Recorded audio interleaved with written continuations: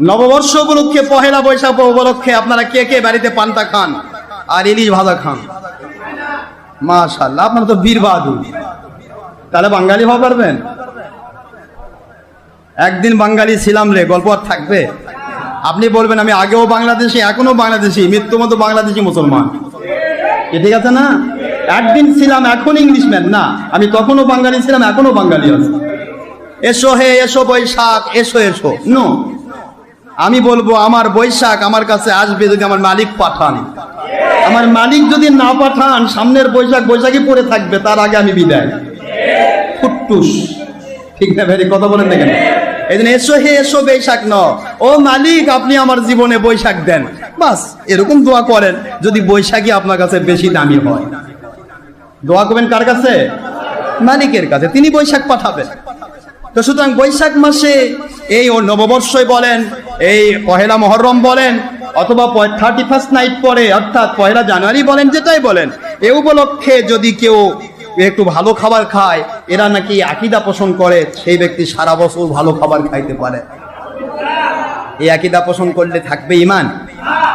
বরং শুনে নেন, নওরোজ উপলক্ষে, দুনিয়ার কোন নববর্ষ উপলক্ষে কাফের মুশরিকের তর্জ তরিকা হওয়ার কারণে এই উপলক্ষে যদি কেউ একটা ডিমের পয়সাও যদি ব্যয় করে নিজের জন্য, পরিবারের জন্য বা কারো জন্য, মুখস্থ রাখেন, এটাই শরীয়তের ইজমায়ে মাসলা।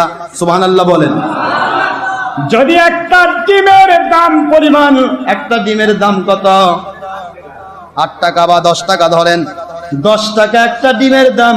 এই 10 টাকা যদি কেউ নববর্ষ উপলক্ষে নিজের জন্য, স্ত্রীর জন্য, পরিবারের জন্য, অন্যের জন্য ব্যয় করে, তার 40 বৎসরের পাকা ইবাদত গুলি ধ্বংস হয়ে যাবে।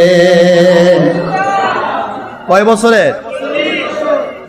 এদের অবশ্য মেলা ইবাদত আছে, তো ধ্বংস হলে সমস্যা নাই, কিন্তু আমাদের তো 40 কেবল পার হলো, আমাদের একবার গেলে আর আসবে না, ঠিক না? যার কারণে আমরা 8 টাকাও ব্যয় করতে পারবো না নববর্ষ উপলক্ষে। আপনি নববর্ষের বাইরে করেন, সারাদিন পান্তা খাওয়ান, সারাদিন ইলিশ খাওয়ান, নববর্ষের বাইরে কথা বলেন না কেন? অসুবিধা নেই, বাংলাদেশের মানুষের পান্তা খাবে, মানুষ ইলিশ খাবে, আমার বাংলাদেশি জাতীয় মাছের নাম ইলিশ, অবশ্যই 100% খাবে, কোনো সমস্যা নাই। এটা বাংলার বিধানেও নাই, বাংলাদেশের কোন ধারা মতেও নাই, বাংলার সংবিধান মতেও নাই, আরবি সংবিধান মতেও নাই যে পহেলা বৈশাখে বা নববর্ষে পান্তা ভাত ইলিশ মাছ খেতেই হবে, এরকম বিধান কোথাও নাই। কথা করছেন না কেন? সুতরাং এ ব্যাপারে আমরা কখনোই 10 টাকা 8 টাকাও খরচ করতে রাজি নয়। আর যারা রাজি তারা সুরসুর মাস্তুত ভাই জাহান্নামীর সাথে জাহান্নামে চলে যায়, যা খুশি করে, ঠিক না ভাই? ঠিক। কিন্তু আমরা রাজি নই, ঠিক না ভাই? ঠিক বলেন। কোনো উৎপাত চলবে। কিন্তু আমি এমন একটা দিনের কথা বলবো যেদিন ব্যাপারে আপনি পরিষ্কার হবেন।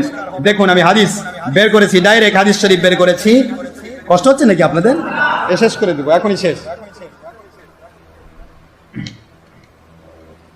যেই রাত্রিতে, যেই দিনে পরিবারের জন্য সচ্ছল জীবিকা অর্থ ব্যয় করলে, সচ্ছল জীবিকা হাসিল করলে, অর্থ ব্যয় করলে, সে সারা বৎসর আল্লাহর গয়েবী মদদ দিয়ে আল্লাহর পক্ষ থেকে সচ্ছল জীবিকা লাভ করবে।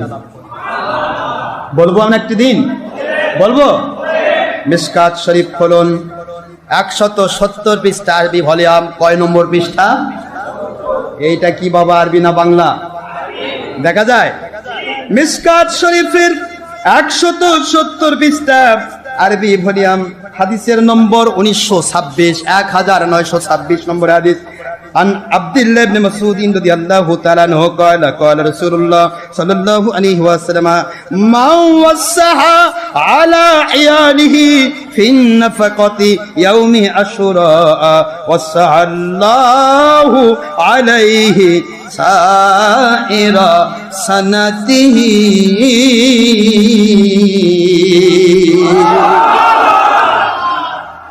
আল্লাহ পাকের হাবিব বলে আব্দুল্লাহ ইবনে মাসউদ ফকিহুল উম্মাহ, উম্মতের ফকি আলেম, বিচক্ষণ জ্ঞানী আলেম, আল্লাহর হাবিবের ভাষায় সার্টিফিকেট প্রাপ্ত।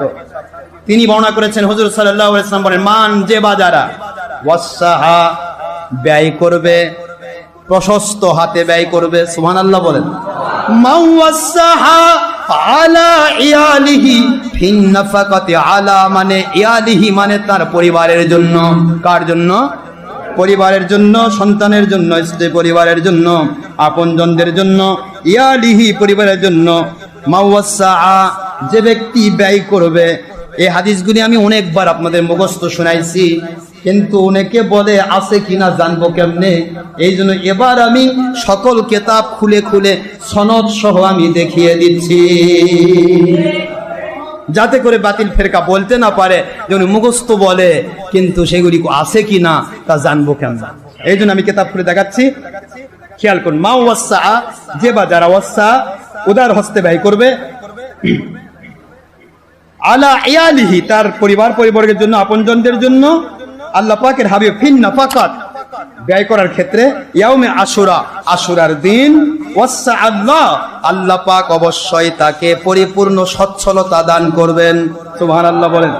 আলাইহি সাইরা সানাতিহি সমস্ত বৎসর আজকের আশুরা থেকে পরবর্তী আশুরা পর্যন্ত এই পুরা বৎসর সচ্ছল জীবিকার ব্যবস্থা আল্লাহ রব্বুল আলামিন তার দান করবে। একটু জোরে বলেন না সুবহানাল্লাহ। এই ঈমান আমল আকীদা পরিপূর্ণ করে আশুরার দিনে না, দিনের দিন তো রোজা রাখবেন, দিনে কি করবেন? তাহলে নিয়ম হলো সেহরির টাইম খাবেন।